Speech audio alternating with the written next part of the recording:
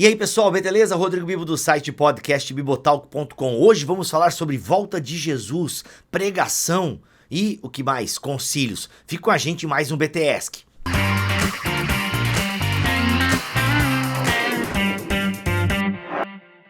Bem, o BTS ele surge das perguntas que fazem pra mim lá no Instagram. Se você ainda não me segue lá no Instagram, @bibotalk, tá aparecendo o arrobazinho aqui. Vai lá no Instagram que tem conteúdo exclusivo no Instagram. Quero também convidar você a participar da nossa lista de distribuição no Telegram. Assim você fica por dentro de tudo que a gente está produzindo e não depende do sininho do YouTube ou qualquer outra rede social. E é claro, se gostar desse vídeo, deixa o seu like e também inscreva-se no canal, beleza? Espero a sua audiência, espero a sua permanência aqui nesse canal, porque tem conteúdo toda semana, tem conteúdo quase todo dia. Simbora então para a primeira pergunta do BTS. Por que não temos mais concílios como antigamente? Bem, antigamente nós tivemos vários concílios, né? Mas, por exemplo, o cristianismo protestante, ele só aceita os primeiros 4 concílios ecumênicos, né? O de Nicéia, o Niceno-Constantinopolitano, o de Éfeso e o de Calcedônia, se não me falha a memória. A igreja fez outros concílios, mas que não são aceitos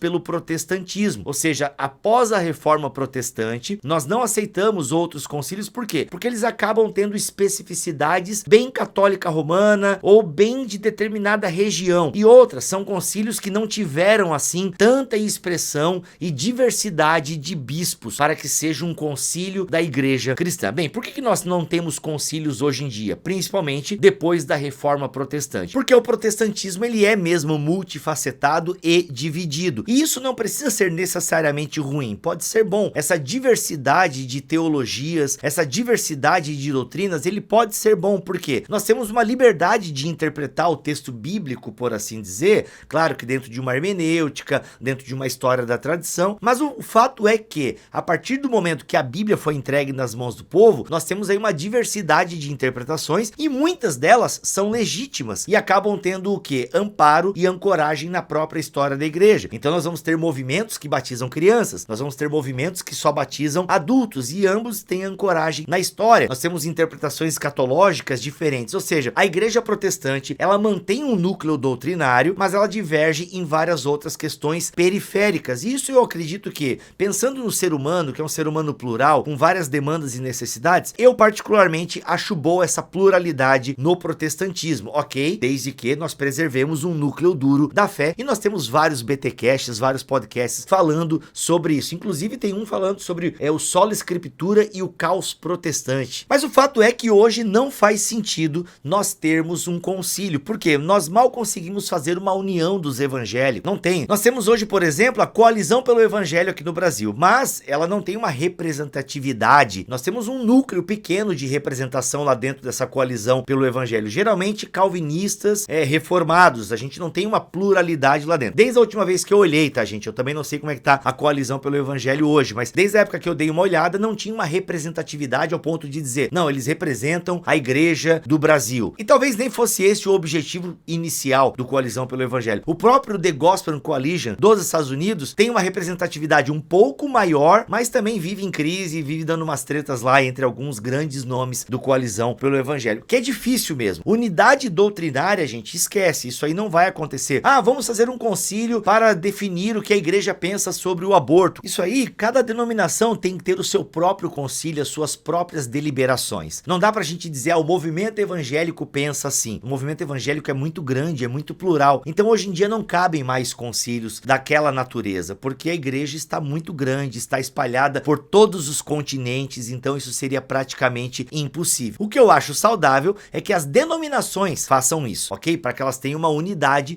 de pensamento, uma unidade teológica. Ó, ficou até escuro, ficou pesado o negócio aqui. Então isso eu acho realmente necessário. Próxima pergunta aqui no BTS. Como saber o que pregar num sermão? Olha, quando eu vi essa pergunta pela primeira vez, eu achei ela meio, cara, como assim? Mas, bem, tem muitas pessoas que estão começando agora e desejam o ministério da pregação. Bem, gente, a resposta a essa pergunta ela é muito simples. Eu vou saber o que pregar num sermão a partir do momento que, primeiro, eu viver em comunidade. A vida em comunidade vai me dar o quê? Vai vai me dar conteúdo. A vida em comunidade mostrará para mim quais são os anseios, quais são os problemas, o que a comunidade está precisando ouvir da parte de Deus. Então, o primeiro ponto para saber o que pregar é viver em comunidade. Afinal, pregamos para ela, então precisamos conhecer os seus problemas, os seus anseios para poder comunicar o conselho de Deus. E claro, para comunicar o conselho de Deus, tem o segundo ponto. Nós precisamos de uma vida de oração. Nós precisamos estar conectados com Deus para saber quais são os conselhos de Deus, o que Deus tem na sua palavra que ele quer comunicar. Porque, gente, a Bíblia, 66 livros, muita teologia, diversidade linda, maravilhosa que nós temos nesse livro, de temas, de orientações, de pautas e por aí vai. Ok, nós temos já um conteúdo estabelecido, a Bíblia Sagrada. Nós temos uma teologia estabelecida, a teologia do movimento do qual você faz parte. Agora, quando saber o que aplicar, o que falar, é bom ter uma direção de Deus, sabe? Então, é legal, o pregador precisa estar conectado com Deus para que ele se prepare em cima daquele tema, né? Eu não gosto muito daquele pregador que muda a mensagem. Irmãos, eu ia pregar uma coisa e Deus mandou eu falar outra. Eu não gosto. Acredito que isso possa acontecer, acredito, com certeza eu acredito, mas eu não acredito na maioria dos pregadores que fazem isso. Porque no fundo é uma desculpa para o cara não estudar, e aí a gente tem que acreditar no que o cara fala porque ele tá dizendo que foi Deus que disse,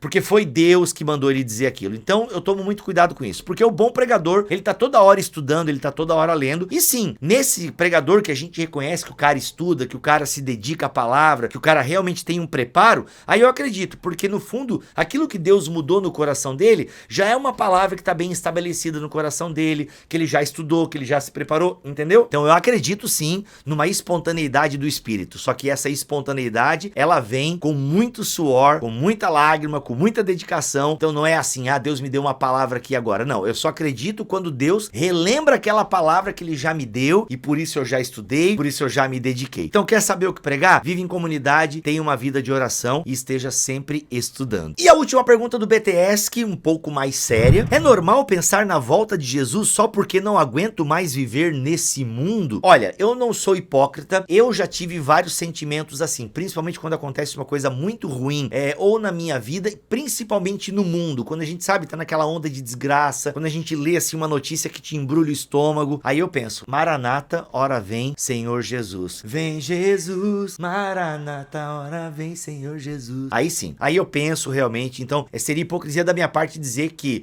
o anseio pela volta de Jesus, ou a restauração de todas as coisas, ele é motivado por alguma tragédia. Agora, geralmente quando é problema meu, eu não penso tanto não, porque no caso dessa pessoa que perguntou aqui, nós temos um pensamento suicida. O que nós temos aqui por trás, é normal pensar na volta de Jesus só porque não aguento mais viver nesse mundo. Há um clamor aqui, há um pedido de socorro, há um desejo de morte, há um desejo de se pausar a dor que está sentindo. Aí não é normal. Repito, eu penso que é normal, entre aspas, a gente estar diante de uma grande tragédia no mundo e pensar, poxa Deus, tu é poderoso, tu pode dar um fim nisso. Aí é normal, porque a gente quer que essas coisas acabem. Agora, quando é muito voltado pro pessoal, ou você é extremamente afetado pelas dores desse mundo, sabe, ao ponto que isso lhe causa uma dor, uma empatia que lhe faz mal e que te dói nas entranhas, e ao invés de motivar você a agir em prol do mundo, a ser uma luz, mas te leva para baixo, para depressão, e talvez seja o caso aqui da pessoa que perguntou, aí nós temos um sentimento e um pensamento suicida, e aí ele não é legal. Então, recomendo demais você procurar a sua igreja local, você procurar um aconselhamento bíblico, você procurar, sabe, terapia, porque daí são pensamentos mais complicados, tá bom? Deus abençoe todos vocês, até o próximo BTS, que já sabe, se curtiu, compartilhe e se inscreva no canal e essas coisas todas, tá bom? E comenta, chega no comentário aleatório aí.